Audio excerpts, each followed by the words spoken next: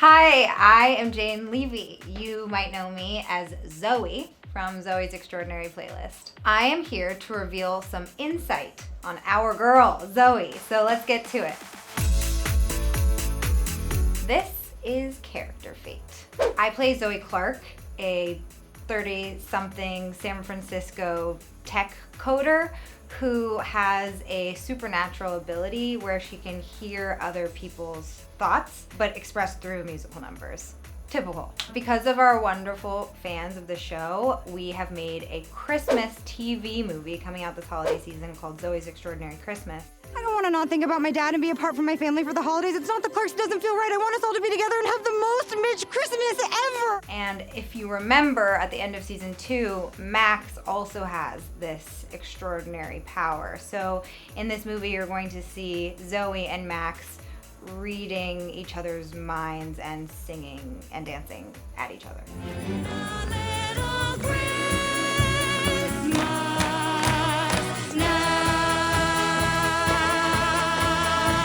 Again, typical.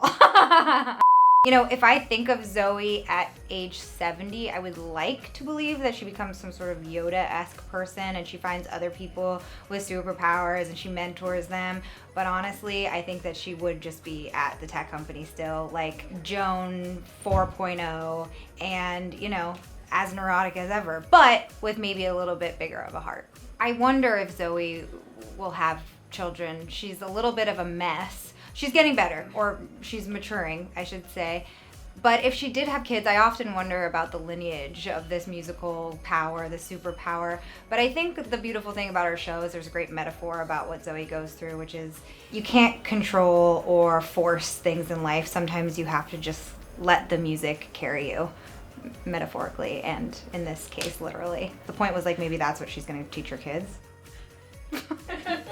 Right? Like, I'm like, instead of passing on the gift, she'll pass on the lesson of her gift. I don't know. Maybe I tried to get too deep. What about Mo? I mean, in my fantasy, Zoey and Mo moved to Paris because I would really like to shoot in Europe and continue to make this show. And also, I think that just makes sense because I would like to go to Europe and shoot the show in Paris. But I think that Mo and Zoey have a deep bond that will last for a long time.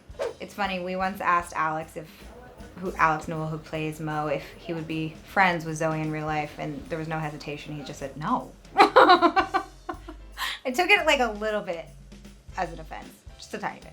In Zoey's old age, I mean, I don't know what it would be like to have this power, and if like eventually you just like get raw and you like have no feelings anymore and people are like crying their eyes out. I mean, I doubt that that's what Zoey's gonna be doing, but I would like to believe also that when she finally becomes as empathetic and conscious and loving as possible, maybe she's like relieved of this thing. Because even though it's a gift at many times, I think it would be hard to live with this ability. I like to imagine that she didn't know, but her dad had that ability too, and that, you know, from his perspective, when he was in the last years of his life, he was also seeing Zoey's beautiful heart, because Zoe is somebody who, you know, hides what she's actually feeling because she's scared.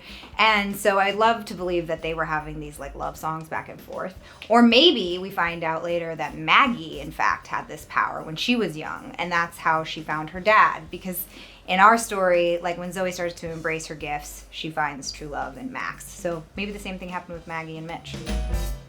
Thanks for having me, Drew. This was truly extraordinary.